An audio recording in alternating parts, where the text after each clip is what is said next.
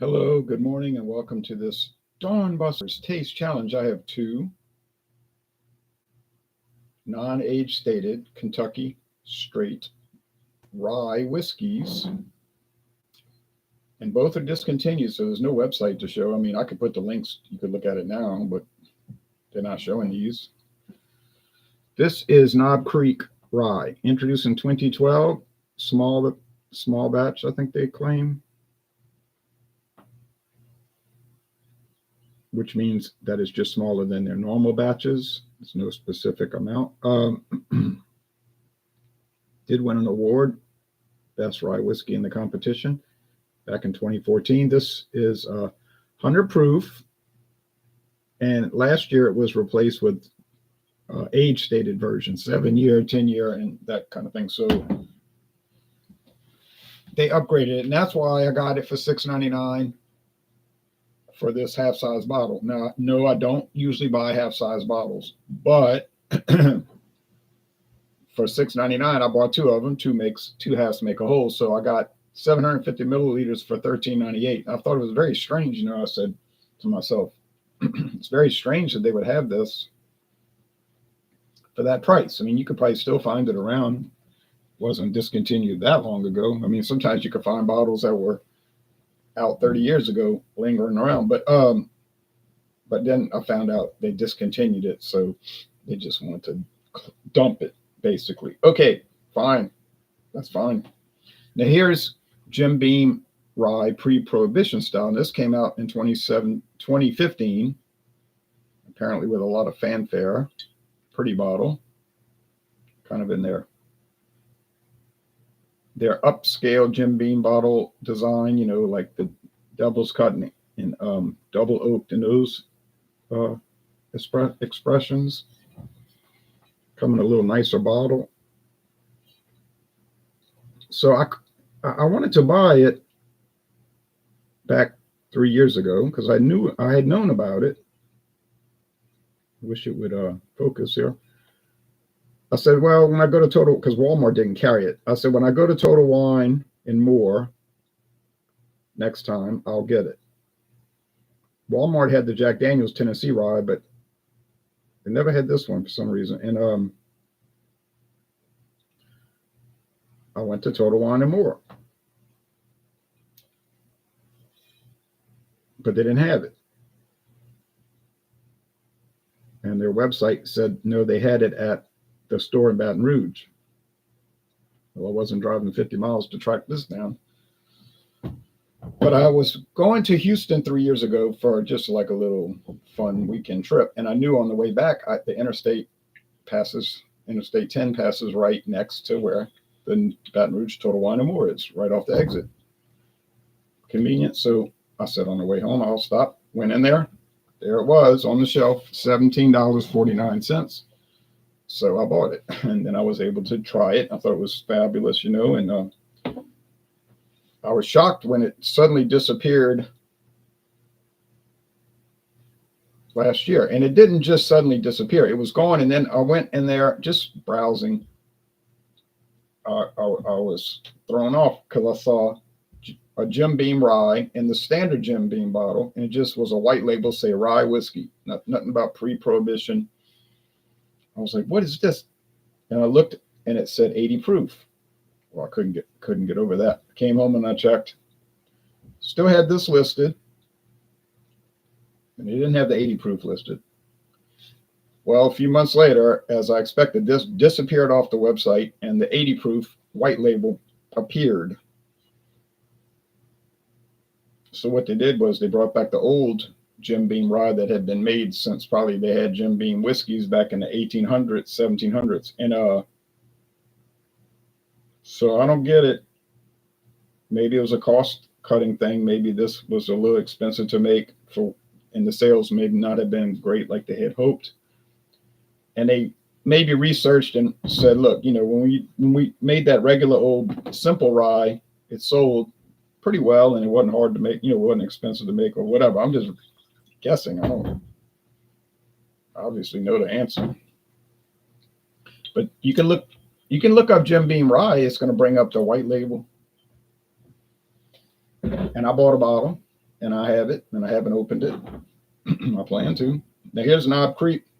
Like I said, it's got a cork, but it's not a real cork. It's rubber, synthetic rubber, neoprene, like they put on the shoe soles. That spongy stuff, durable, more or less. It's got this irritating wax seal, which I had to cut off with a sharp knife. I mean, you could cut yourself with that thing. But anyway, oh well, yeah. All right, so Knob Creek was introduced back. I got to make sure I got my labels correct because I screwed it up last night. You know what? I was tired after over 8 hours at work, and I'm thinking like, it's not going to affect me. I'll have this beer. Well, I had a Mamitas, which is a tequila ready to drink canned cocktail. Only 5%. No big deal. Good stuff though. But if that's what you like, I'm not into those kind of things, but I'm not wasting the 4-pack. I got it on discount at Mathern. So I drank that. It was, more or less enjoyable. And then I drank the natural ice, which was more enjoyable because I'm more of a beer person. But ate a little bit of food, probably not enough. And then you kind of like spaced out. I guess the word people used to say that word years ago. He spaced out, and I probably was, and in a way, and I got the labels mixed up because after I did the challenge, and I was like, no way, this is 100 proof whiskey. When I was tasting that old overhaul, and so I re-poured a little bit, and I was like, oh yeah, because it's just not. 86 proof to 100 proof, that's a big jump. And yeah, you say, well, that's a 7% alcohol. Well, it seems to make a difference. And here we got a 10 proof difference, 90 to 100, and that's 5% alcohol difference. Is that going to make a difference in the taste? Yeah, probably. Now, is the Beam Pre-Prohibition Rye the same mash bill as the Knob Creek? I think probably so, but I don't know that. But I do get the impression that they're using the same stuff and they're giving it different treatments. So therefore, they're saving money there. And, they take one and they go, what? 7 years? Well, today.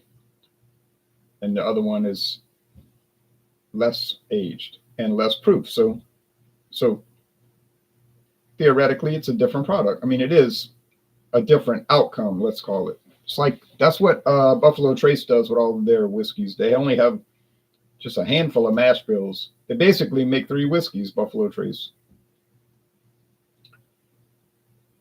But some are brought down to 80, some are kept at 100, some are barrel proof, way up there, high alcohol, some are aged 3 years minimum, and some go up to 12 years and so forth. So they're like Taco Bell. These distilling companies are like Taco Bell. They take basic ingredients and they flip it around different ways and make 25 different menu items, but it's all like ground meat, cheese sauce, red sauce, green sauce, lettuce, shredded cheddar cheese, or is it American cheese? Don't remember. Very similar type. Low fat sour cream, which I hate, and a few other little things, and they just combine them all sorts of ways, and then it makes it more variety. And people have joked about that for years. I remember when I used to work at Taco Bell from 1987 to 1991, people would tell me that it's all the same stuff. They just flip it around, or mix it up. I said, well, yeah. Okay. Appearance, they're both pretty dark, so I don't know which is which. Honestly, one is a little lower in the level, but only by not even a millimeter of white. letting the natural daylight come in. That's the whole point of dawn busters. Start in the dark and it becomes daylight. I know visually it's not the best resolution. This microphone isn't the best, but it's adequate. I wouldn't say good. Now,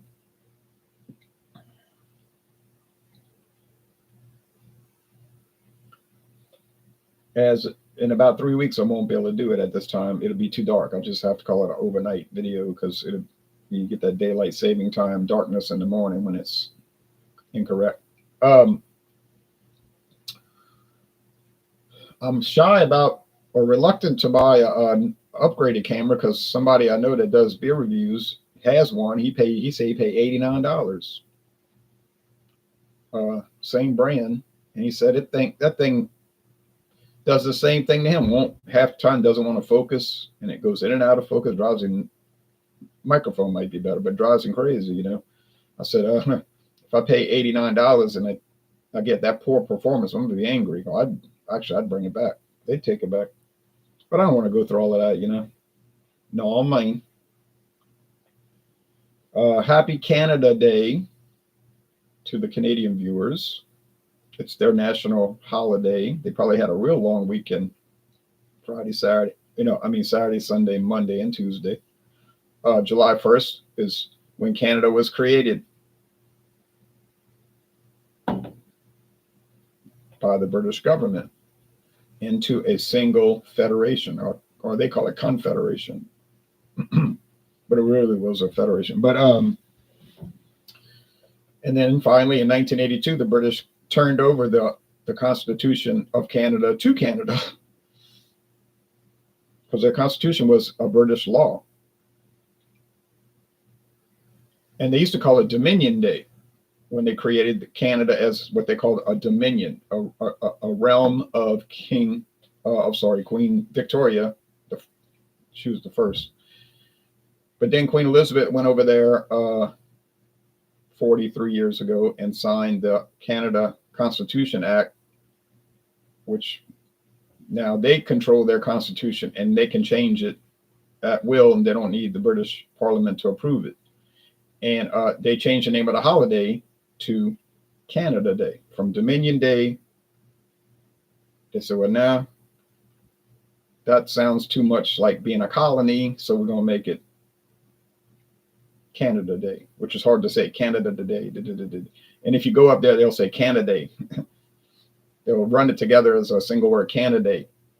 I know that because I was there, and they were on the radio saying, "Good morning, everybody. It's Canada. And by golly, we got a bunch of holiday celebrations set up here. Let me tell you, boy." And I went there and on that day once and years ago, and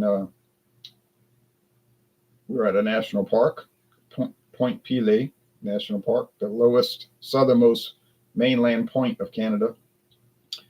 And they had a big cake, chocolate cake, and icing, and the cake was shaped like a map of Canada, and the icing was colored like the flag. And they said, they sang the song, all the people were singing "Oh Canada," and then they said, "Would you like some cake?" We're not Canadians, but we said, "Sure." And they gave us a piece of cake and a Coke. Coca-Cola, a can of Coca-Cola. Would you like a Coca-Cola? Sugar with sugar. But it was I'd rather coffee, you know. But it was good. Cake was good. So I have direct experience with Canada Day because I participated in it in a sense. Well, not in a sense, in reality, but not. I didn't go to like fireworks shows and all that, or a parade. But hey, it was nice. I hadn't been to Canada in over 20 years. Too long. No, not 20 years. What am I saying? Maybe it was 18, but that's too long. 18 years. I went to see the Toronto Blue Jays at their Technological Wonder Park, Rogers Center, the first fully functioning retractable roof stadium, multi-purpose. They have football games there in the fall and summer and fall, and baseball games all throughout the spring, summer, and fall, early fall. Okay, so And I saw them close the roof while I was there. It started raining and they closed it. I took a tour, which was great. We didn't get to see the clubhouse though, because they're having a game that night. So they said the players were getting ready. So that was a disappointment, the locker room. But we got to see everything interesting, like the control room where they have the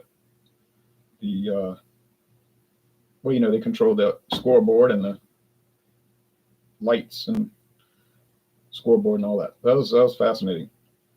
And it gave us a history of they had a retractable roof in Montreal back in 1976. It was the first, but it didn't work. It wouldn't function right. They kept opening it and it would get stuck. And so they tried it a few times and they just gave up. They just left it closed. So that was a disappointment, but it was just the idea of the thing was more advanced than the actual technology of it. You understand? Like the technology didn't match the idea of it. Dr. Frosty Brew says, cheers, clinking the mugs. Jay, cheers to you, Dr. Frosty Brew. It's kind of like when Ford came out with the Ford Mustang and Mercury Capri, which was a sister or brother car of it under the Mercury brand. But they had 1979, they had a turbo engine, Turbo 4, which was a powerful 4-cylinder engine, but would get good gas mileage like a 4. But the idea of it was ahead of the technology, so they had a lot of technical problems with it, and they dropped it after about 2 years because it just wasn't working. And then they kept improving it, 83, 84, 85, but then people didn't like it because it was too expensive. It didn't work. They had kind of caught up with the technology by 85, but now it's nothing. Turbo is like old school. It's routine to have a turbo engine in a car today. But then it was problematic. You understand? It's like the space shuttle. The idea of the space shuttle was far ahead of the technology. That's why the rickety thing crashed twice. And every time they sent it up, they were thinking, oh, it's going to crash, maybe. And it didn't work out, so they canceled it. All right, so this smells like rye, just basic. Not a whole lot of aroma really here. You get a little rye bread, which if you, like I said in previous videos here in this series, if you never had rye bread, I can't describe it to you except saying it's kind of peppery, like black pepper and mint, which obviously it isn't really that, but you're trying to make an approximation to the flavor. And so people might hear that description and be like, oh, I would never try that. And you explain to it, it's not really like that. I don't know how else to explain it. Like trying to tell somebody what an artichoke tastes like. It's impossible. They have to try it. They might like it, they might not. Aroma here, same, kind of simple. Just simple rye. Now, these are not all 100%. These are not 100% rye whiskeys. Those are available, but these aren't that. And some people claim that they're only 51% rye. I've never seen any definitive evidence of that, but that's, they're probably right. They're saying 51% rye and then a blend with corn and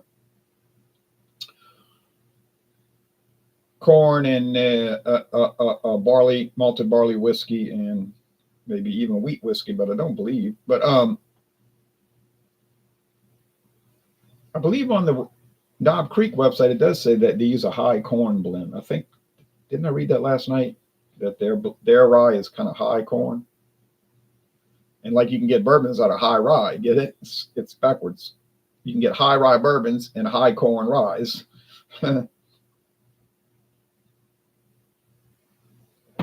that's the nature of the product. A bourbon has to be mostly corn, a rye whiskey mostly rye. You get it? Same thing with beer. You can have a high wheat beer,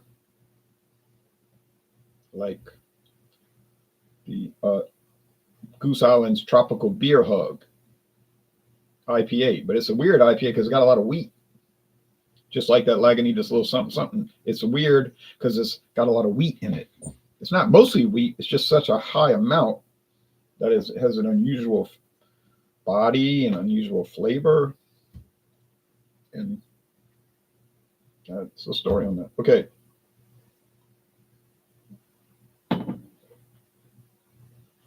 Oh, these are close. I mean, these are really close. These are really close. Yikes, this could be trouble. Maybe that's why they got rid of it. Maybe it was too close to Knob Creek and it was cutting into Knob Creek sales because it's only $17.49 instead of $28.99 for Knob Creek. Ah, I didn't think of that before. They might have noted the word might have been on the street, the word on the street, and distributors talking to each other about it and talking to the headquarters, James B. Beam Distilling, and saying, man, look, the Knob Creek Rye sales are down.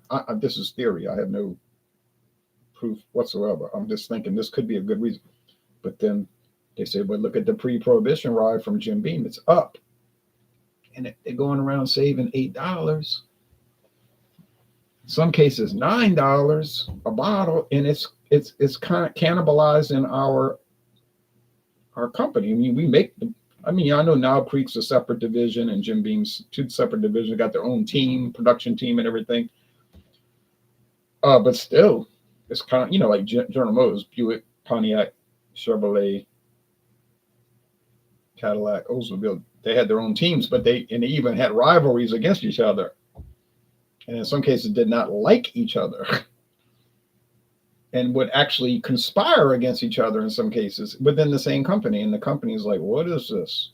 You're not a separate automobile company. You're just a division, but they didn't look at it that way. And there's a lot of, but it did motivate them to, be more creative and everything.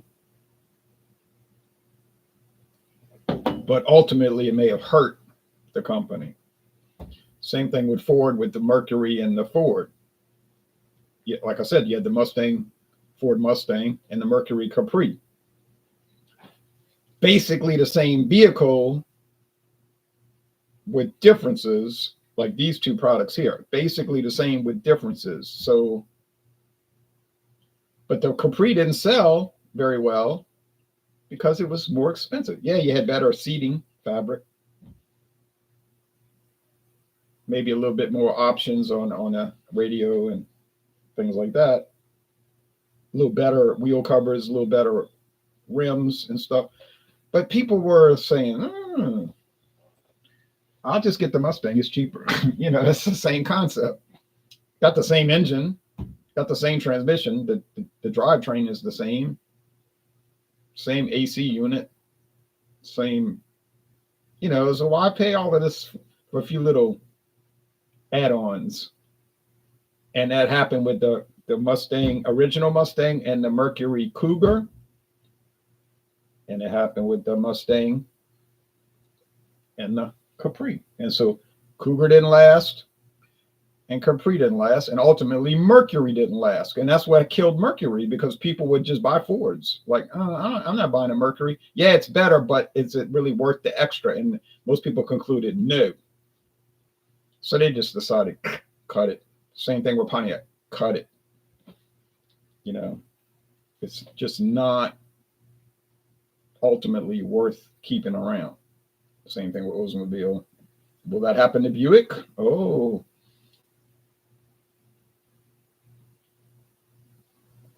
Don't ask me, ask GM. This seems like 90 proof, though. Seems like. Over here.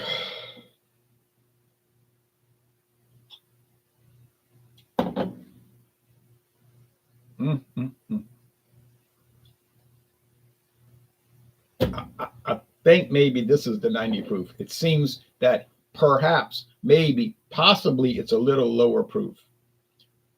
Yeah, I think I just figured it out. I think they killed it because it was cutting into Knob Creek. People talk to each other and say, why buy that? This one's $9 cheaper or $8 cheaper, and you're getting the same thing, more or less. Yeah, 90 proof versus 100, big deal, but some people not fixated on that. And it's like horsepower. Some people are fixated on horsepower with sporty cars like the Mustang, Camaro, which is no longer made, Firebird, which has been gone since 2002. But you understand, like, you got people online, they got these chat groups, Facebook groups, they're all about the horsepower. They'll talk all day long about, well, the 1975 Trans Am Super Duty with the actual horsepower, and they go on and on. But what the companies realize is that most people didn't care about all of that. The enthusiasts do. Most people not really enthusiasts. I mean, look at all the Mustangs. The vast majority of the sales were just regular Mustangs, 6-cylinder, or at a point 4-cylinder when they made those. I think now there's a high output 4-cylinder turbo. It's very powerful. But and a lot of it was women buying it. Women buying these cars to go grocery shopping and take the kids to school. You say, no, no, yes, yes. This was the actual reality of it. The vast majority of the money came from that. Housewives buying a Mustang because it looked pretty, and they could buy it for a low price and go to the grocery store. And if you ask them what kind of engine this has, you know what answer you're going to get. I don't know. I don't know. I've talked to many women and men even, but you say you're stereotyping. Yes, I am. I talked to many women over the years, and I asked them, "Oh, look at that Jeep. What, these many different type of Jeeps, Compass, whatever." I said, "Well, what's the engine in that?" I always get the same answer. I don't know. So you can't ask them what is the horsepower, because if they don't know what engine it's got, they definitely ain't gonna know the horsepower. They may have never opened the hood and actually even looked at the engine, the motor. They take it to the Firestone, 5-minute oil change, Walmart, whatever, get the oil change, tires rotated, hopefully, because most women I know, maintenance is aloof to them. I always say women are good at destroying vehicles. Maintaining that, you look at that owner's manual, it'll look brand new. The owner's manual will look brand new. Well, there's a reason, because it was never read. It was never even opened. The vehicle will be absolutely horrible. It'll look like a purse. And the vehicle is, in a sense, is used as a purse. Cluttered, not clean, full of anything. I'm sorry, but now you say, well, every woman's not like that. No, I never made that statement. I never made any statement to that effect. I'm talking about the average. Stereotypes are really an average. You're taking an average. It's a heuristic. It's a shortcut to a problem solution, to solving a problem solving. Because obviously you can't get to know every woman in America personally. So you take an average. And I do, and I see that these things tend to be correct. So with the Mustang, this is where the money was. And so people will make a big deal, they talk about this on these chat groups about, oh, the Mustang too, pulling out their hair. I put a gun in my head before I would buy a Mustang too. Oh, what a tragedy. Oh, what a disaster. Oh, what this, oh, what that. Well, wasn't a disaster for Ford. Look at you could check me on that if you want. I don't care. Look up the sales figures for a Ford Mustang, 1964, April 64 to today. Look at the top 10 Mustang, if you want to call them vintages. Mustang 2 will be very high up there in the list, and many years of that, 74, 75, so forth. Why is that? Because they don't care about the horsepower. They buy it because they think it's pretty, and they drive it to the store to get groceries. Mustang 2 was a phenomenal success for Ford. They made money left and right on that. People liked it. You say, but the enthusiasts didn't like it. Ford didn't care about the enthusiasts. They don't make money. off them. They keep it around because you got to have your, they realize this is not good for the reputation of the vehicle. You need to have a high output, powerful engine to be in the game. But there's no one else in the game now, though. Challenger's gone. Camaro's gone. Pontiac Firebird's gone. Trans Am gone. So you say, why do they even make the Mustang at this point? Doesn't sell much. The sales figures. Look at the sales figures. They're not good. It's all for legacy now. Ford cannot bear to get rid of their longest vehicle. It's been in continuous production since 1964. I think they're willing to take a loss just to keep it going. Continuous production. And most of the sales going back to 1964 with the low output vehicles, the low horsepower vehicles. Now you can like that or you can not like that. That's the reality.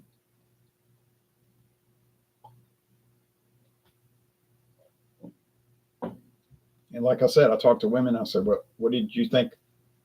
They have there's no conception about the high output, the 0 to 60 time.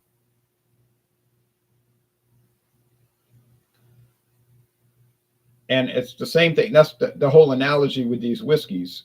Yes, you do have the high proof people, the barrel proof people, and so forth. But that's a niche of the market.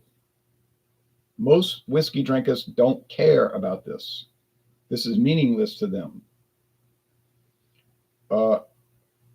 Which means that's why Seagram 7 Crown is a top seller even today in the top 10. And you can preach to these people and you're going to be a gatekeeper and say, no, I'm going to stop you at the checkout. Don't buy that. It's blended. They use I can't sleep at night. They use unaged grain spirits in that. You're talking to a wall. Most people buy, they say, I don't know what you're talking about. What you're saying to me means nothing. I like it. I've been drinking it since I was 19 when they used to allow, Louisiana used to allow liquor sales at 18 years old. So you preaching to yourself is what you're doing.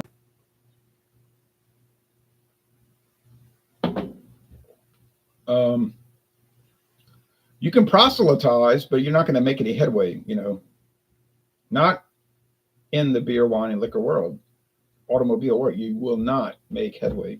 Okay, now, which brings us to the end here. I think that this is the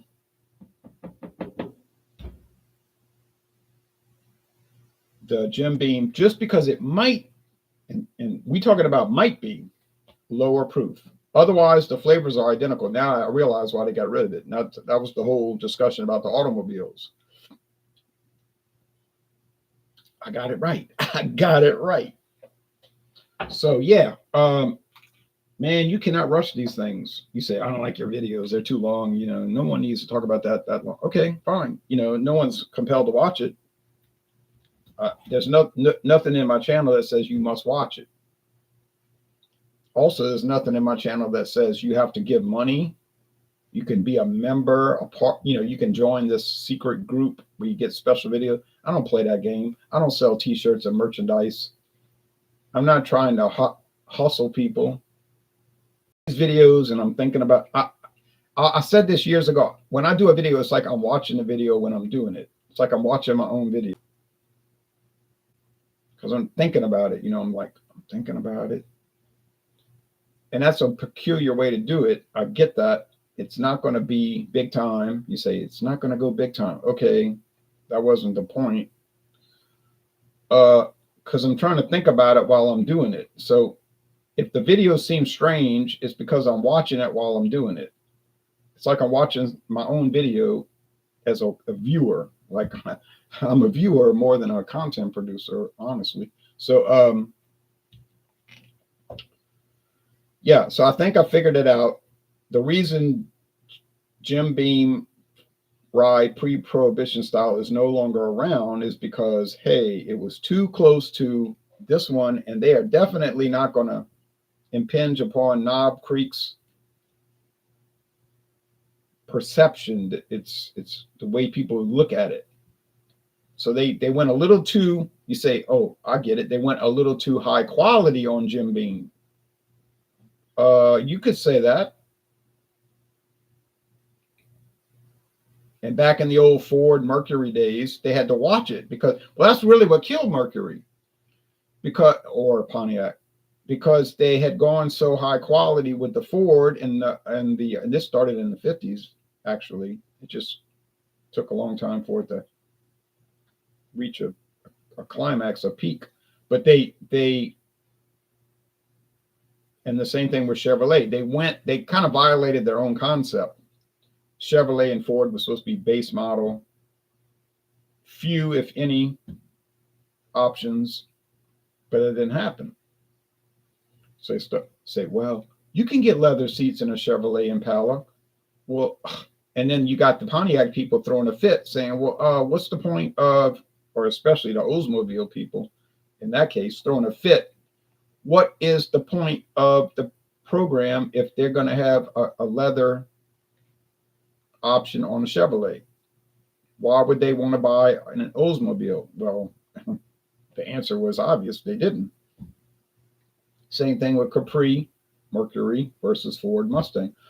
Why would you want to buy a Capri and you can buy a Mustang with this?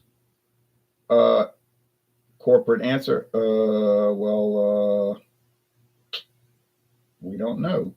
Well, we have an answer. We'll just get rid of Mercury and lay off everybody that works in that program and move on. So you can complain, but you might be out of a job. But anyway, it's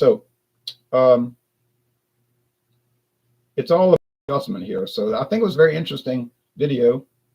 I enjoyed watching my own video, you know what I'm saying. But so Jim Beam Rye probably needed to be discontinued for those reasons. And so it was probably a very smart move to go back to the 80 proof basic rye, because they kind of were losing the plot on Jim Beam. Like, do you understand what Jim Beam's supposed to be? And maybe the company said, we're not really sure what it's supposed to be anymore. Yeah, we're going to go back to the basics. We'll leave the upscale to the Knob Creek, the Bookers, and so forth. Oh, yes. Okay, we lost the plot, but we're going to get it back. All right. You say, what about Star Wars? Well, all right. Anyway, y'all take care now. Bye-bye. Thanks for watching, tolerating the video. Anyway, I got some more Kentucky ryes coming up. Then we're going to drop down into Tennessee. And then we're going to go north of the Ohio River and look at some Indiana rye. Oh, on an Indiana night.